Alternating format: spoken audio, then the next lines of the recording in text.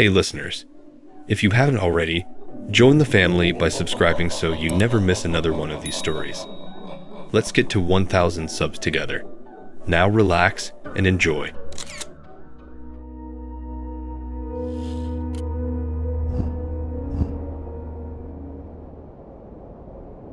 The diner I work at has very strange rules after 10 p.m. A fact I was not made aware of during my brief and decidedly one-sided interview. An interview that consisted mostly of a man named Carrie, whose face was a topographical map of a hard life and whose apron had seen things no fabric should ever witness, squinting at me from across his cluttered desk and asking if I had a problem with graveyard shifts and the occasional weirdo, to which I, in my financially precarious state, a state characterized by an eviction notice peeking out from under a stack of unpaid bills, and a car that had recently decided its final journey would be a sputtering, smoke-filled demise on the off-ramp of Interstate 90, said absolutely not. I was a night owl by nature, a claim that was only true if one considered lying awake until 2 a.m. staring at the ceiling in a low-grade panic, a form of avian nocturnality. And so I was hired on the spot, given a stiff, starch-white uniform 2 sizes, too big, and a single sheet of paper, typed, no company logo, no friendly welcome, just a dense block of text under the heading protocol for hours 2200 to 600, which Gary instructed me to read immediately and commit to memory with the solemn gravity of a general sending a soldier into a war zone, his finger, stained yellow with nicotine, tapping the paper for emphasis as he told me that the day shift was a normal job, flipping burgers for truckers and families headed to the lake. But the night shift, he said, his voice dropping to a gravelly whisper that seemed to absorb the light in the small office. The night shift was a different beast entirely, and my continued employment, not to mention my general well-being, depended entirely on my adherence to these rules, which I then read with a growing sense of surreal disbelief. The first rule, stating that the analog clock mounted on the wall above the friar, a clock with a pale yellow-faced and slow, deliberate black hands, was the sole arbiter of time within the diner's walls, that its reading was absolute and incontrovertible, and that any discrepancy between its time and the time on my phone, my watch, or any timepiece brought in by a customer was to be ignored completely, that if that clock said 9:59, it was still the benign world of the day shift. But the moment the minute hand clicked into place atop the 12 and the hour hand pointed at the 10, a fundamental shift occurred, a transition into a different set of realities, and the rules took effect. The second rule was specifically about a potential customer referred to only as the gentleman in the brown suit, a person who, the rules stipulated, would only ever appear on nights when it was raining, not drizzling, but a proper, steady rain, and that upon his entrance, which would be silent despite the bell on the door, I was to avoid direct eye contact at all costs. I was not to greet him, not to ask for his order, but was instead to immediately prepare a black coffee in a specific white ceramic mug, one with a small, almost invisible chip on the handle, and a slice of apple pie on a particular small blue plate, to place these items on the counter at seat number 7, and then to turn my back, facing the coffee machines and the grill, and to remain in that position, no matter what sounds I might or might not hear, until I clearly heard the bell on the door jingle once to signal his departure, at which point I could turn around and would find payment left under the saucer. Payment which was always exact change plus a single $1 bill as a tip, which I was permitted to keep.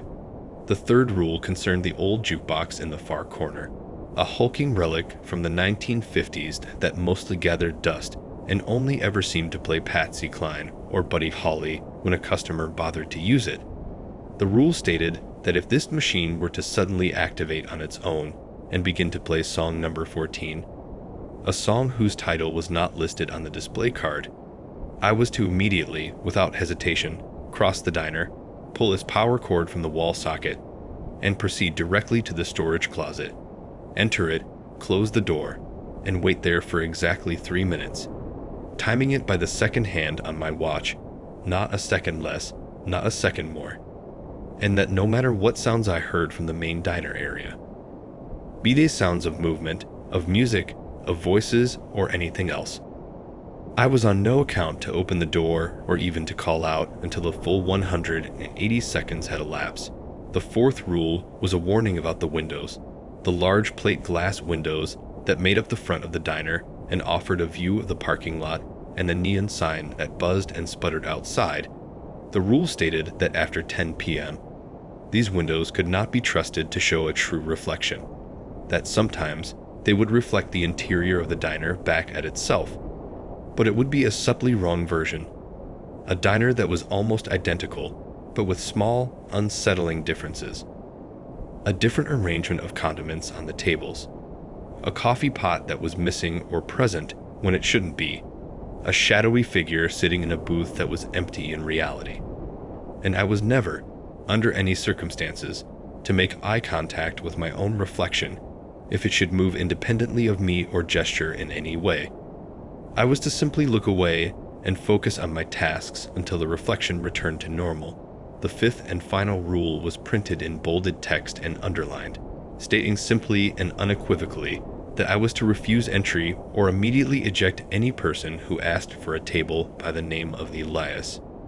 That no matter how they phrased the request, no matter how innocent or confused or even angry they seemed, my only response was to be a flat, unwavering denial. There is no one here by that name, and that if they persisted, I was to insist they leave the premises immediately, and if they refused, I was to retreat to the back office and call Gary, no matter the time, and wait for his arrival. Gary had looked at me after I finished reading, his expression unreadable, and said that breaking any of these rules was grounds for immediate termination. But he used that word, termination, with a finality that suggested it meant something far more absolute and permanent than simply losing a job. And with that, he sent me out onto the floor for my first training shift with the day crew, a shift that passed in a completely normal blur of grease, coffee, and polite chatter, making the rules feel like a bizarre joke, a hazing ritual for the new night guy. But that feeling evaporated the moment the day staff left at 9 p.m., leaving me alone in the cavernous, overlit space with just old Frank, the cook, who was mostly silent and hidden away in the kitchen. The first few nights were tense but uneventful, just the hum of the lights and the occasional lonely traveler stopping for a quick bite. The clock ticked over to 10 p.m. without incident, and I found myself jumping at every gust of wind, every creak of the old building settling, but nothing happened. I began to relax, to think that maybe the rules were just Gary's way of dealing with a history of unreliable employees. A test of my diligence. That illusion was shattered on my fifth night, a Tuesday, when the heavens opened up and a relentless, pounding rain began to hammer on the roof of the diner. The parking lot became a shimmering black mirror under the lone sodium light, and around 11:30 p.m., the door opened without a sound, the bell failing to chime, and he was there, the gentleman in the brown suit, just as the rules had described. He was tall and gaunt, and his suit was a shade of brown so deep it was almost black, impeccably tailored, and seemingly untouched by the torrential rain outside. Not a single droplet of water clung to the fabric or his shoes, which made no sound as he walked across the linoleum floor. I felt a cold knot form in my stomach, my training and my innate politeness screaming at me to say welcome to Mel's, to ask how many were in his party. But I remembered the rule. I kept my head down, my eyes fixed on the counter I was wiping. I saw him move in my peripheral vision, a smooth, gliding motion, and he took a seat at stool number 7. I turned my back, as instructed, my hands suddenly clumsy as I fumbled for the correct mug, my heart thumping a frantic rhythm against my ribs. I poured the coffee, the steam rising in a thin plume. I used the silver pie server to lift a slice of apple pie from the display case, my every sense hyper-aware of the presence behind me. I could not hear him breathe. I could not hear him move. There was only the sound of the rain and the hum of the appliances. I placed the mug and the plate on the counter behind me, and then quickly turned back to face the grill, staring intently at the greasy surface. Minutes stretched into what felt like hours. I heard the faintest clink of china, the subtle scrape of a fork on a plate, but nothing else. No consumption, no indication of a person actually eating, just those small, precise sounds. And then, after what felt like an eternity, the bell on the door gave a single, clear, and cheerful jingle. The sound so normal it was jarring. I waited a count of 10, as I had decided was prudent, and then slowly turned around. Stool number 7 was empty.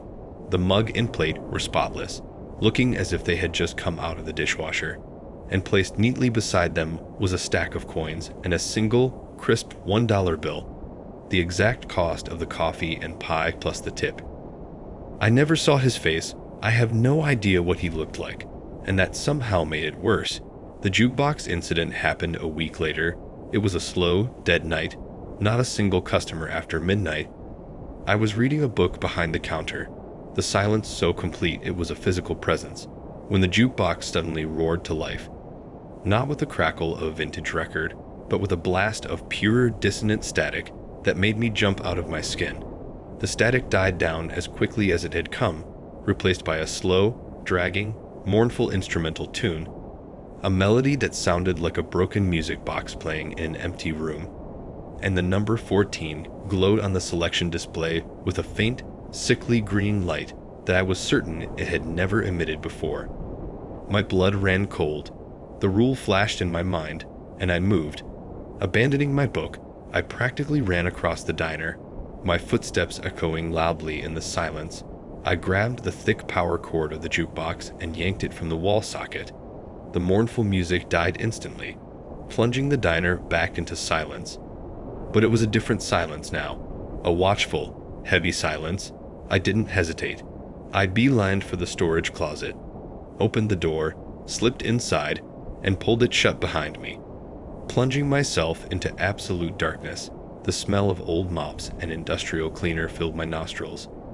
I pressed my back against the door and fumbled for my phone, turning on the screen to use its light to see the second hand on my wristwatch. I started counting, 1,000, 1,000, my breath coming in short, sharp gasps. At around 30 seconds, I heard it, a sound from the main diner area. A dry, skittering sound. Like a bundle of sticks being dragged across the floor, it moved from one side of the room to the other, then stopped. There was a long pause, and then the sound came again, closer this time. Right outside the closet door, I held my breath, my entire body tense. I could feel a presence on the other side of the thin wooden door. A pressure, then came the low, wet clicking I mentioned before, a horrible, organic sound, like something trying to moisten a mouth that had long since dried up and withered away. It was a sound that seemed to probe the edges of the door, searching for a way in. I squeezed my eyes shut, continuing my silent count. 120, 121. The clicking stopped, replaced by a faint, receding scrape. And then, nothing. The silence returned, but it was the normal silence of the empty diner. I finished my count, 180, and with a trembling hand, I pushed the door open a crack. The diner was exactly as I had left it. The lights were bright. The jukebox was dark and unplugged. There was no sign that anything had been there. I stepped out, my legs weak, and from that night on, I knew the rules were not a joke. They were a desperate and necessary survival guide for a place that existed on the edge of something I did not understand. The final and most important test came on a night that was clear and cold. The stars were sharp and bright in the black sky above the parking lot. I was feeling almost complacent. The memory of the previous events faded into a weird dreamlike quality. The clock showed 11:17 p.m. when the door opened and a couple walked in. They looked utterly normal. A man and a woman in their late 40s, dressed in sensible winter coats. They looked tired, the kind of tired that comes from a long drive. They smiled at me wearily as they entered, and I gave them my standard greeting. They slid into a booth, and I brought them menus and glasses of water. The woman thanked me and then, almost as an afterthought, gestured to the booth by the large window, the one I had come to think of as the Elias booth due to its small, tarnished brass nameplate. and asked if they could move there instead. She said it looked cozier, had a better view. Though the view was just the same dark parking lot, my heart immediately skipped a beat, a cold dread seizing me. I kept my voice light and friendly and told them I was sorry. But that particular booth was reserved for the evening, that any other booth was available. The man looked annoyed, his tiredness making him short. He said the place was empty. Who could it possibly be reserved for? I just repeated my apology and said it was house policy. A regular customer who was very particular. They exchanged a look, but acquiesced. Moving to the booth I had indicated, I took their order. 2 cheeseburgers, well done, 2 chocolate milkshakes, and retreated behind the counter, my hands shaking slightly as I rang the order up on the kitchen ticket wheel for Frank. I kept a close watch on them as they waited. They spoke in low murmurs I couldn't hear, and the man kept glancing over at the reserved booth, a faint frown on his face. When their food was ready, I delivered it, and they ate quietly, the incident seemingly forgotten. I began to relax again, the tight coil of anxiety in my chest slowly unwinding as I watched them pick at their food, the man occasionally shooting a glance towards the forbidden booth, but otherwise seeming resigned to their chosen spot. And I allowed myself to believe that maybe Gary's rules were simply a product of an overactive imagination. A collection of superstitions passed down through night managers to maintain a sense of control over the eerie quiet of the late hours, a way to feel important in a job that was fundamentally unimportant.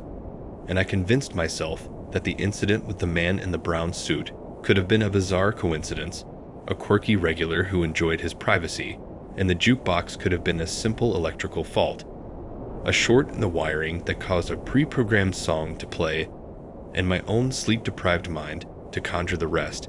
This comforting, rationalizing narrative was taking hold as I busied myself with wiping down the coffee machine, the steady, circular motion of the cloth a small meditation of normalcy, which is why I was so completely unprepared when the woman approached the counter a second time. Her footsteps were soft on the linoleum, but they carried a weight that made me look up, and her face was a masterpiece of concerned empathy, her brow slightly furrowed, her lips pressed into a thin, worried line, the very picture of a loving wife troubled for her husband's state of mind. She leaned in slightly, as if to share confidence, and her voice was a low, honeyed whisper. "Honey, I'm so sorry to bother you again.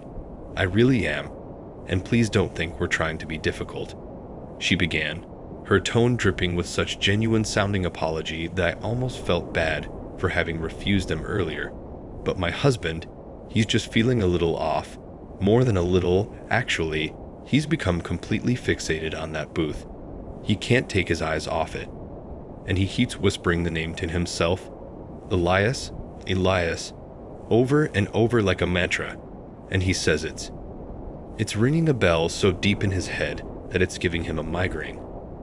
He says it feels like a name from a dream he can't quite remember, or from a long, long time ago, like a childhood friend he lost touch with. And he's just so convinced, absolutely certain, that this old friend might be meeting us here, that it's some kind of sign or a planned rendezvous he forgot about. Is he here? Could we just take a quick look around? Or if he's in the back, could you maybe just tell him we're here? That Mark is here to see him." Her words were no longer just a bucket of ice water. They were a plunge into a frozen lake, a paralyzing cold that seized my lungs and stopped my heart for a terrifying second. Every syllable was perfectly chosen, perfectly delivered, a performance of innocent confusion that was so convincing it was itself the most terrifying thing I had yet encountered in this place, because it was so human, so relatable, and it made the underlying wrongness of the request all the more profound.